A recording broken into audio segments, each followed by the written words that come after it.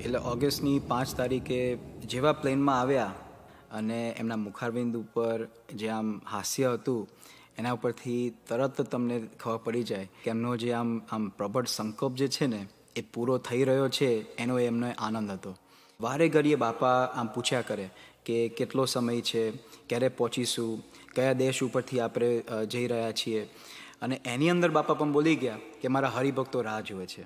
ત્યારે અમને બધાને ખ્યાલ આવ્યો કે બાપા જે રોબિન્સન અક્ષરધામ જઈ રહ્યા છે એ કેવળ અક્ષરધામ માટે નહીં, પણ અક્ષરધામ ત્યાંના જે હરિભક્તો છે એમની માટે, એમનો જે હેત છે, પ્રેમ છે, એની માટે પણ બાપા ત્યાં જઈ રહ્યા છે.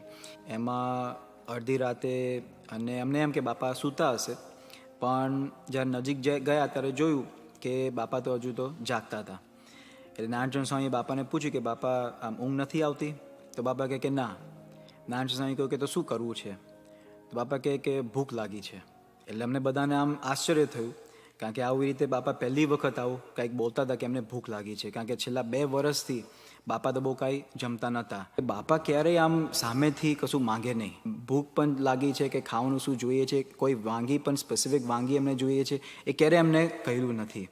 પણ જ્યારે અડધી રાતે બાપાએ જ્યારે આવી રીતે ખીચડી માંગી ત્યારે અમને બધાને એ વખતે પ્રતિતિ આવીને ખબર પડી ગઈ કે this trip was going to be a different trip.